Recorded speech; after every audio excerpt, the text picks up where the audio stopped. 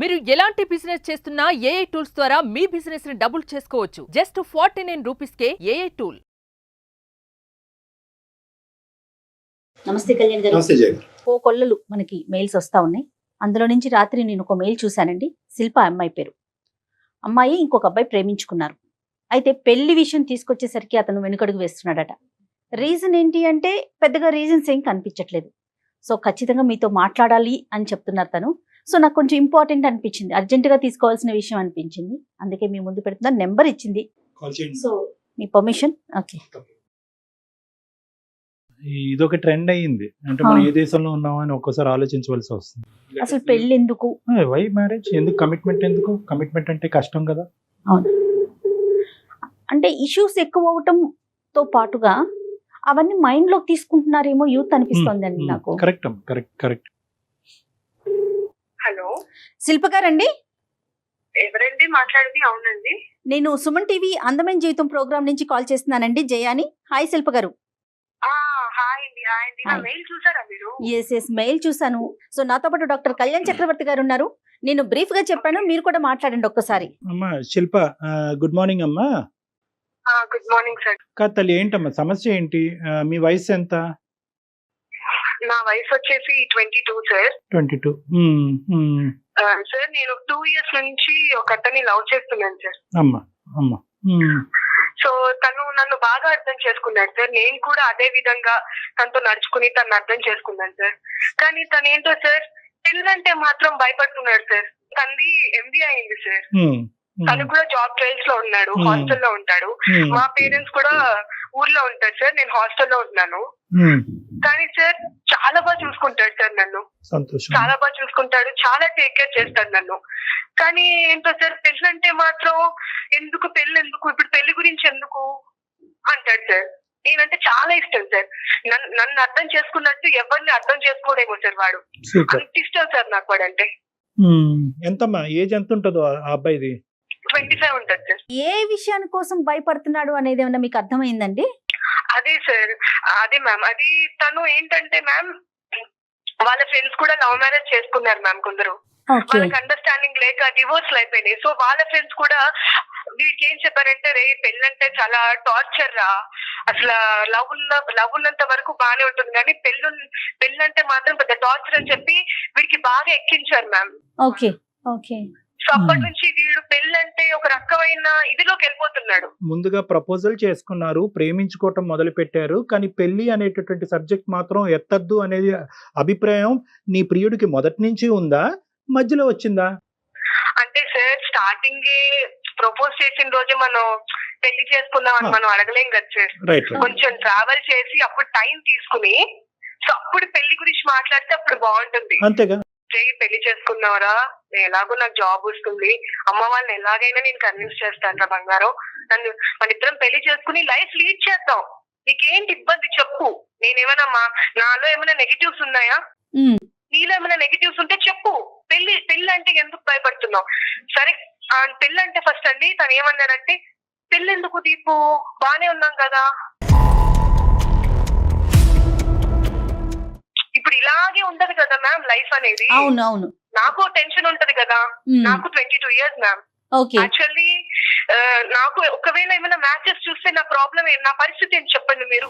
మీరు ఒక లేడీగా మీకు అర్థం అవుతుంది కదా. అవునవును కాదు శిల్ప అమ్మ, ద ఇష్యూ ఏంటంటే, ఓకే నువ్వు చెప్పినటువంటి పాయింట్ ఏంటంటే, ప్రపోజల్ చేసుకోగానే పెళ్లి గురించి మాట్లాడేసుకుని వెడ్డింగ్ కార్డులు ప్రింట్ చేస్తావా డాక్టర్ గారు అంటే కాదు, కరెక్ట్ కాదు. కానీ ఎంతో కొంత క్లారిటీ ఉండాలి కదా. ఇప్పుడు నువ్వేమైంది, యూ ట్రావెల్డ్ ఏ డిస్టెన్స్, అతని గురించి పూర్తిగా స్టడీ చేసావు, ఇలాంటి మగాడిని ఇలాంటి అబ్బాయిని నువ్వు ఇంతకు ముందు చూడలేనట్టుగా మాట్లాడుతున్నావు.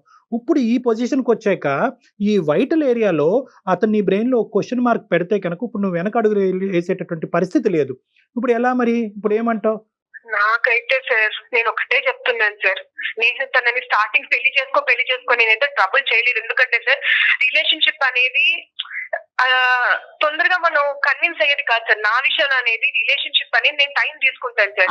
నేను చూసి చూడంగానే 1 month కి 1 week కి ప్రపోజ్ చేయలేదు సార్. నేను 6 months టైం తీసుకుని ఇలా కలవడము, బయటికి వెళ్ళడము, ఇష్టం వచ్చినట్టు తిరిగేసాం సార్.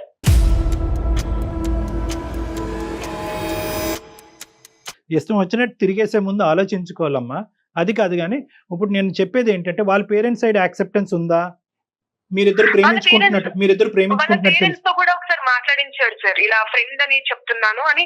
ఫ్రెండ్ అని చెప్పడం ఎందుకు సార్? Right, okay okay. నాకు అర్థం కావట్లేదు సార్, వాళ్ళ ఇంట్లో ఒప్పుకోరా? మేబీ నేనైతే మా పేరెంట్స్ అయితే కన్విన్స్ చేస్తాను డాక్టర్ గారు, మీరు అన్ని ఖచ్చితంగా. అంటే బహుశా అన్ని యాంగిల్స్ చూసేమో, ఎస్కేపిస్ట్ యాంగిల్ చూడలేదేమో ఇతనిలో, తప్పించుకుని. చాలా మంచోడు సార్, చాలా మరి మంచి. అతనితో మాట్లాడొచ్చా మనం ఒకసారి శిల్ప? మాట్లాడండి మ్యామ్. Okay okay. కాదమ్మా, కన్ఫర్మ్డ్ గా మాట్లాడచ్చా? ఇప్పుడు ఒకటి మనం ఇక్కడ ప్రోస్ అండ్ కాన్స్ చూద్దామన్నా, ifs and buts, pros and cons అనేటటువంటిది ఎతకాలి. ఇప్పుడు ఏంటండి, నేను పెళ్లి చేసుకోనండి, this was the issue right from the beginning అని అంటే కనుక నీ పరిస్థితి ఏంటి అనేటటువంటిది ఇక్కడ ఆలోచించాలి. అబ్బాయిని కన్విన్స్ చేయడానికి కరెక్ట్ ఏది రాంగ్ ఏది అనేది చెప్తాం. ఈ కాల్ మేము మాట్లాడిన తర్వాత what is your expectation? A expectations తో ఈ రోజు మీరు మార్క్ చేశారు? అంటే ఇక్కడ అతన్ని మార్చమనా, లేదంటే నీ ప్రేమను కాపాడమనా, లేదంటే ఏదో ఒకటి తేల్చుకుందామనా? ఒకప్పుడు 2 ద్వారాలు తెరిచే ఉన్నాయా? You can accept him or deny him. Are you in a position for that? Sir నేనైతే మీ హెల్ప్ తీసుకోవడానికి నేను కాల్ చేసి నేను మెయిల్ చేశాను సార్ మీకు. రైట్. నేను 3 days నుంచి నేను అసలు తన గురించి ఆలోచిస్తున్నాను సార్.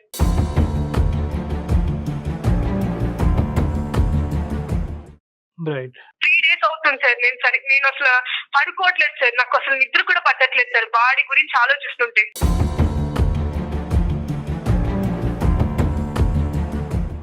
మళ్ళీ సార్ మార్నింగ్ లేవంగానే గుడ్ మార్నింగ్ అని మెసేజ్ పెట్టాడు సార్.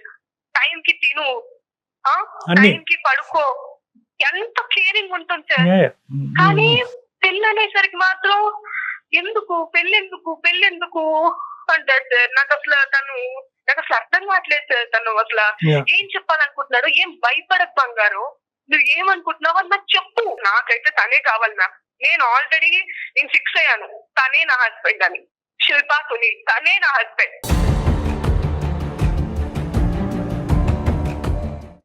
నేను ఎవరిని ఊహించుకోదలుచుకోలేదు ma'am. Please try to help me, please ma'am.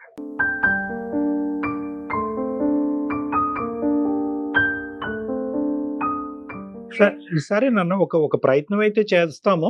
ఎటొచ్చి ఏంటంటే అల్టిమేట్లీ అతని ఉద్దేశం ఎలా ఉందో మనకు తెలియదు. ఫోన్ కాల్ అయితే కలపమ్మా, if you have his number. కొద్దిగా చెప్పు నాన్న, చెప్పు. అంటే ఇలాగ నేను ఒకళ్ళు హెల్ప్ తీసుకుంటున్నాను, ఎందుకంటే నేను ఒక డైలమా సిచ్యువేషన్ లో ఉన్నాను.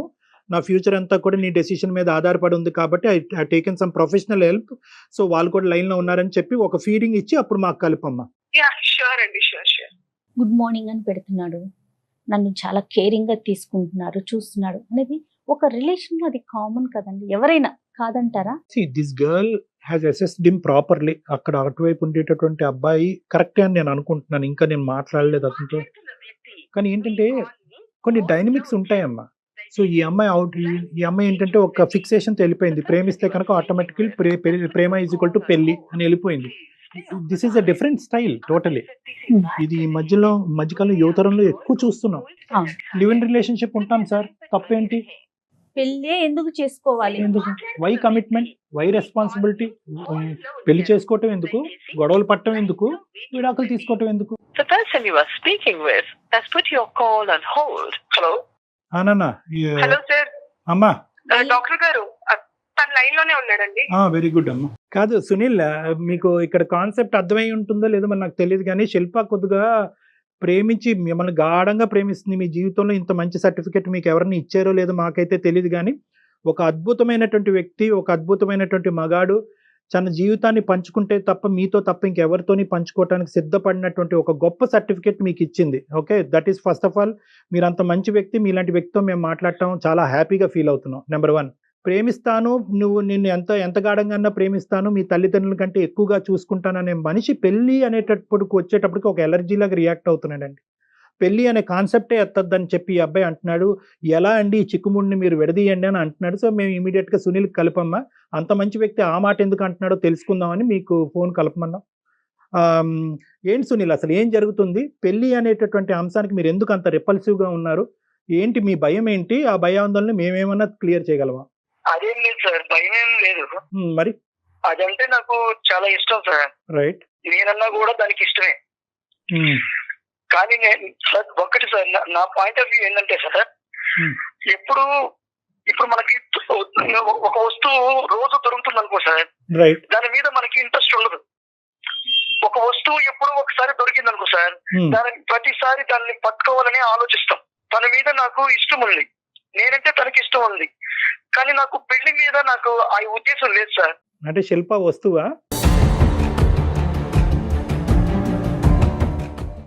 శిల్ప కావాలి సార్, శిల్ప కావాలి. నాకు శిల్ప అంటే చాలా ఇష్టం సార్, చాలా ప్రేమ. Very good. ఓకే, మరి ఎలా?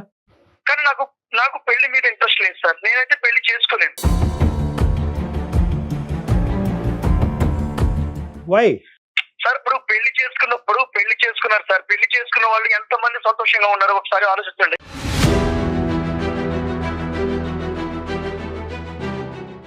లెక్క పెడుతూ కూర్చుందామా? 99% మంది 95% మంది ఎంతో పెళ్లి చేసుకున్న తర్వాత హ్యాపీగా ఉన్నారు. మీ అమ్మగారు నాన్నగారు హ్యాపీగా లేరా? ఎక్కడున్నారు సార్? ఎక్కడున్నారు? రోజు గొడవలే సార్. ప్రేమించుకున్నారు, పెళ్లి చేసుకుంటారు, ఆ తర్వాత ఒకరి మీద ఒకరికి ఇష్టం లేకుండా పోతుంది. అలాంటి నాకు వద్దు సార్. నాకు శిల్ప అంటే చాలా ఇష్టం. నేను శిల్పకు కూడా ఇష్టమే. నేను లేనిది తను లేదు, తను లేనిది నేను లేను. కానీ ఆ ఇష్టాన్ని నేను అలాగే పెట్టుకోవాలి, నేను అలాగే ఉండాలని అనుకుంటున్నా. అట్లా కాకుండా ఆ ఇష్టాన్ని, ఆ ప్రేమను పెళ్లి చేసుకున్నాక ఇద్దరు ఒకటయ్యి దాన్ని చంపేసుకోలేం. ఈ రోజు నన్ను 100% ప్రేమిస్తుంది. నాకు అది కావాలి, 100% ప్రేమ కావాలి నాకు. కాదు, పెళ్లి చేసుకున్న తర్వాత ప్రేమ చచ్చిపోతుందని ఎలా చెప్తారు సునీల్? ఏంటి దానికి అసలు? నాకు 99.9% పెళ్లి చేసుకున్న వాళ్ళల్లో ప్రేమ లేదనేదే నా అభిప్రాయం sir.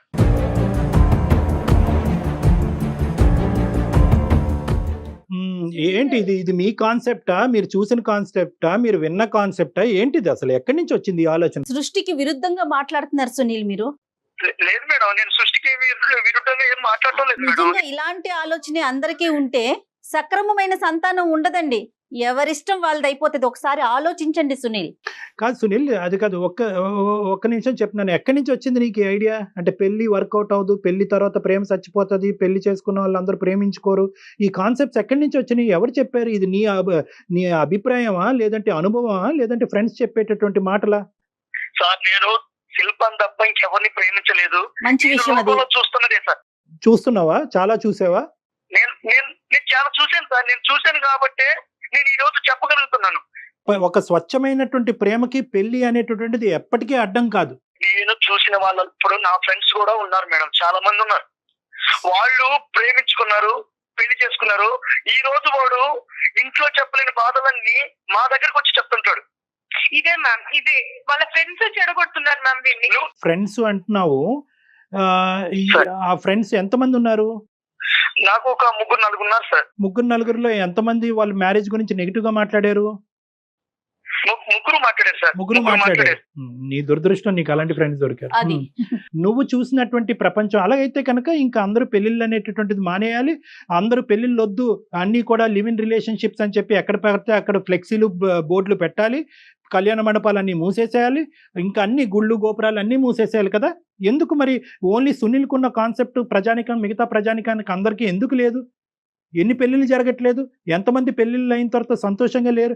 I can't believe this. ఈ ముగ్గురు చెప్పినటువంటి కాన్సెప్టే ఇంతకాలం బట్టి నీకుంది. ఇంకెక్కడా కూడా హ్యాపీగా ఉన్న పెళ్లిని ఇన్ని సంవత్సరాలు నా జీవితంలో నేను ఒక్కటి కూడా చూడలేదు అనేటటువంటిది మాట చాలా హాస్యాస్పదంగా ఉంది సునీల్.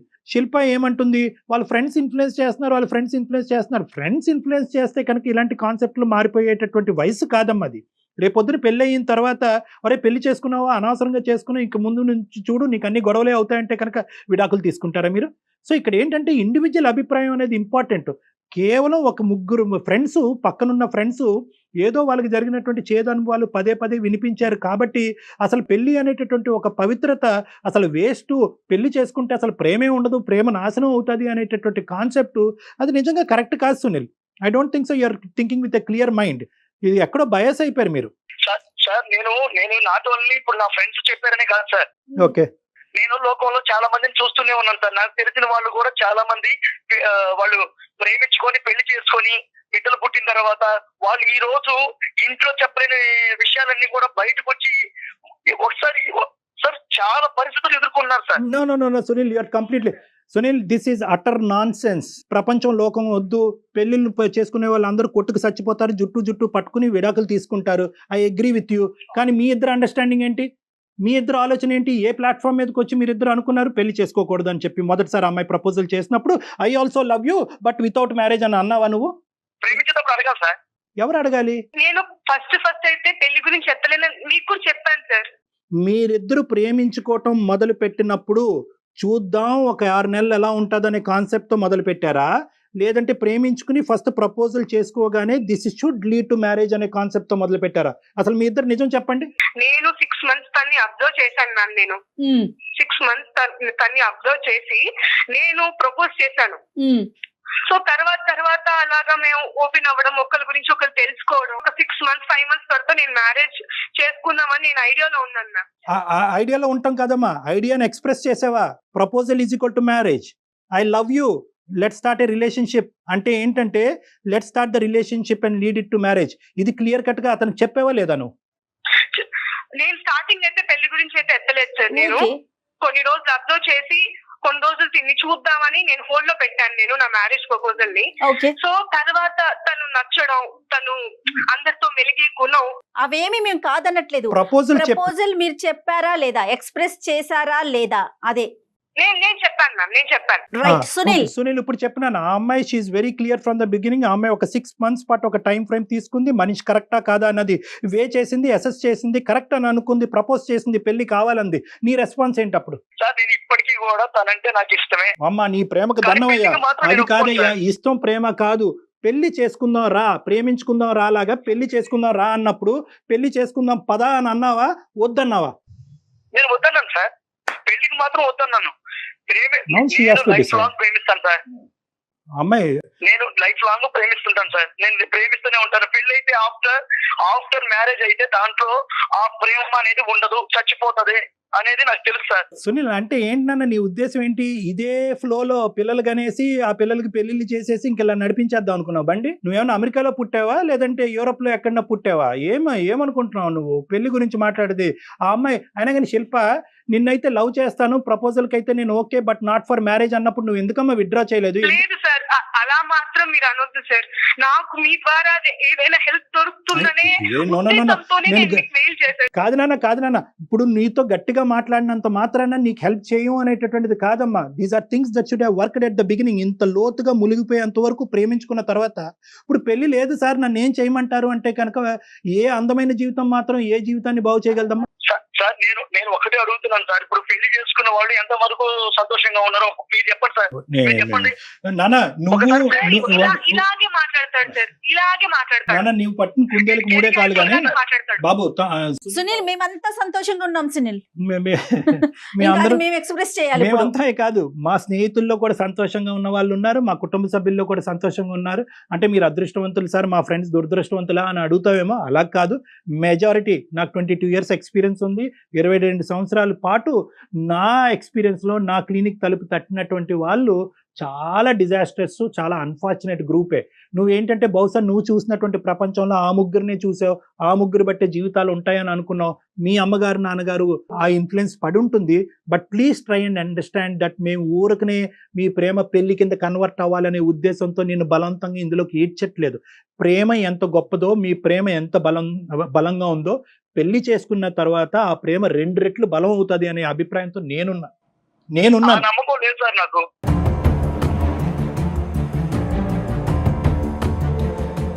పెళ్లి చేసుకున్న తర్వాత ఆ ప్రేమ నా మీద చూపిస్తుందని నాకు లేదు సార్. నాకు ఇట్లాగే హ్యాపీగా ఉంది. So you're talking about living relationship? ఇంకా జీవితాంతం లివింగ్ రిలేషన్షిప్ లో ఉంటారా? ప్రేమించుకున్న పెళ్లి చేసుకోవాలని ఏమైనా రాసుందా సార్? మనకు ఒక సాంప్రదాయం ఉంది కదా, ఒక కల్చర్ ఉంది కదా. ఈ కల్చర్ మనకు కొన్ని విలువలు నేర్పిస్తుంది కదా. పెళ్లి అనేటటువంటి ఒక పవిత్రమైనటువంటి ఎక్కడున్నాయి సార్ విలువలు? ఎక్కడున్నాయి? సునీల్ నువ్వు పెళ్లి చేసుకుంటారు, మరి పిల్లల సంగతి ఏం చేద్దాం చెప్పు? వద్దా? ఇంకా అమ్మాయిని అడగలేదు నేను. మన ఇద్దరం ఏదో ప్రేమికుల్లో మాట్లాడుకుంటున్నాం ఇక్కడ. ఆ అమ్మాయిని అడగలేదు. పిల్లల సంగతి ఏంటి, మరి పిల్లల్ని అంటావా, ప్రేమించి ఇలాగే ఉంటావా? నా అమ్మాయిని అడగకుండా నువ్వు నేను వాదించుకుంటున్నావు. నేను నిన్ను అడిగేటటువంటిది ఏంటంటే వాట్ అబౌట్ చిల్డ్రన్? ప్రేమించుకున్నాను చేసుకున్నాం, ఇద్దరం పెళ్లి చేసుకున్నాం. మేమిద్దరం పెళ్లి చేసుకుని పిల్లల కంటేనేనా మా పిల్లలు? నేను తెచ్చుకుంటాం సార్. అనాథాశ్రమంలో చాలా మంది ఉన్నారు, మీ ఇద్దరమే కనాలా? అనాథాశ్రమం పోయి తెచ్చుకుంటాం, ఇబ్బంది ఏముంది?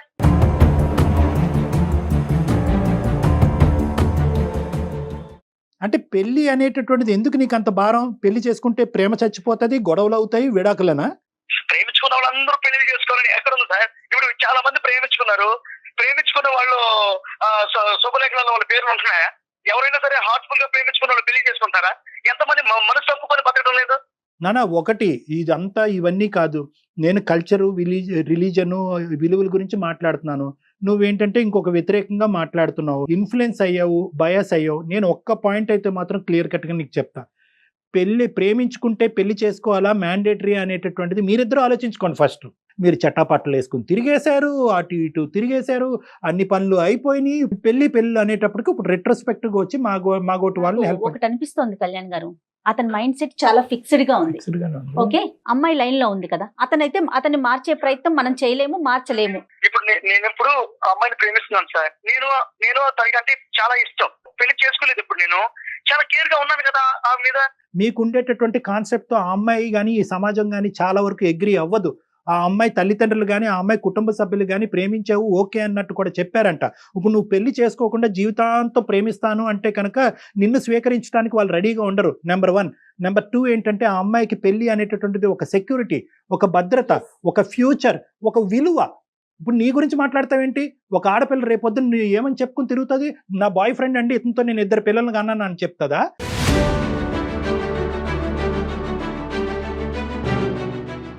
నిన్ను ఏమని చెప్పాలి ఆ అమ్మాయి? వాళ్ళ కుటుంబ సభ్యుల్లో, వాళ్ళ స్నేహితుల మధ్యన నువ్వు ఎవరని చెప్పాలి ఆ అమ్మాయి?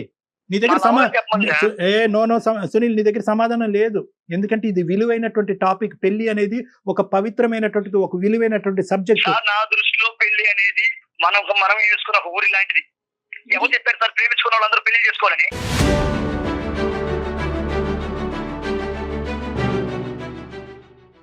మీరే అనేసుకుంటారా? పెళ్లి చేసుకో, ప్రేమించుకున్నారు కదా, మాట్లాడేసుకున్నారా? కాదు నాన్న, నీకో దన్నం. ఇది నేను క్రియేట్ చేసినటువంటి ఒక సబ్జెక్ట్ కాదు. ఓకే, నీకు ఇంకా నేను ఇంకో విధంగా చెప్పేటటువంటి అవకాశం లేదని నాకు అర్థమైంది. ఇప్పుడు the ball is in Shilpa's court. Shilpa, నువ్వేమంటావు అమ్మా? అటంటే కాలుకేస్తే మెడకేస్తే కాలుకేస్తున్నాడు సార్. ఇప్పటికైనా అర్థమైందిగా? సరే, అది కాదు, అన్ని విధాలుగా. బట్ ఒకటి సార్, తను మాత్రం తను చూపించిన కేరింగ్ మాత్రం మా పేరెంట్స్ తర్వాత అంత కేరింగ్ నేను చూసిన ఎవరి దగ్గర అంటే సునీల్ దగ్గర. రైట్, కరెక్టే. కానీ ఆ కేరింగ్, ఆ ప్రేమ పెళ్లి వరకు తీసుకెళ్ళకపోతే కనుక ఆ కేరింగ్ అండ్ ప్రేమ ఇక్కడ వదిలేయాలి.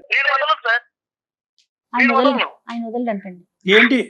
నేను వదలను సార్, నేను ఇట్లాగే ప్రేమిస్తుంటాను. అప్పుడు ఆ అమ్మాయికి ఏమైనా సరే నాదే పూచి సార్, నేనే చూసుకుంటాను. బట్ పెళ్లి మాత్రం చేసుకోను. ఇది న్యాయం సార్. ఒక ప్రతి ఆడపిల్ల లైఫ్ లో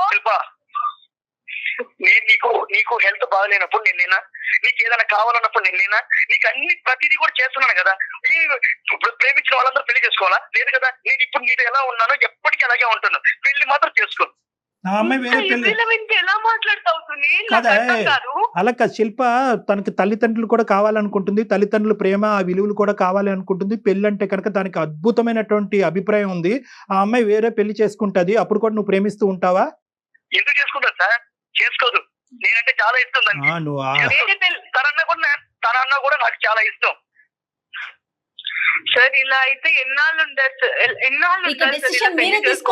అమ్మా శిల్ప, ఇప్పుడు అవ్వ కావాలి, బువ్వ కావాలంటే అవ్వదు. పెళ్లి అనేటటువంటిది నువ్వు అతని గురించి ఎంత గొప్పగా మాట్లాడుతున్నావో, అతను నాకు 210% లవ్ ఇచ్చాడని నువ్వు పెళ్లిని కూడా అంతే ఇష్టపడుతున్నావు కదా. టెల్ మీ ఈ సింపుల్ క్వశ్చన్. అతన్ని కావాలి అనుకుంటున్నా. సో ఇప్పుడు అతను పెట్టినటువంటి నీకు పెట్టినటువంటి కండిషన్ ఏంటంటే, I will give you love but without marriage. Are you accepting this fact or not? No sir, no.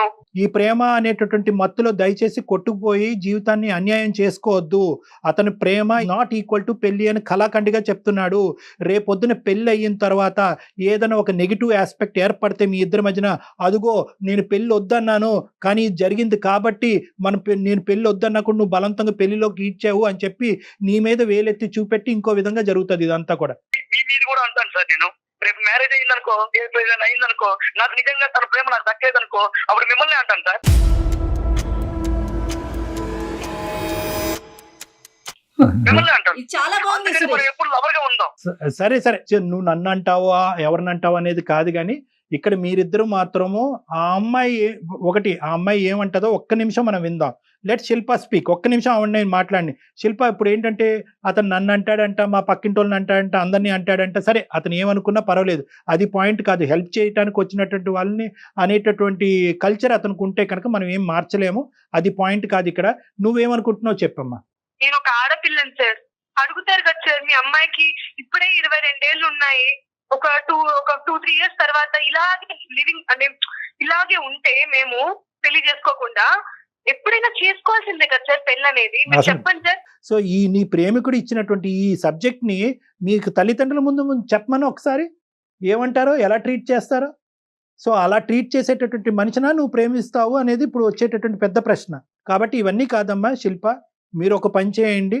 బహుశా ఏంటంటే ఒక ఇమోషన్తోనో, ఒక తెలియనితనంతోనో, ఒక ఇన్ఫ్లుయెన్షియల్ సబ్జెక్ట్తోనో మీరిద్దరు ఇలా మాట్లాడుతున్నట్టు నాకు అనిపిస్తుంది. ప్రత్యేకంగా సునీల్, మీరిద్దరు అవకాశం ఉంటే కనుక నన్ను వచ్చి డైరెక్ట్గా కలవండి. మనం ఒకసారి కూర్చుందాం, మాట్లాడుకుందాం, 1-2 సార్లు మాట్లాడుకుందాం. మ్యాచెస్ వస్తే నేనేం చెప్పాలి సార్ మా ఇంట్లో వాళ్ళకి?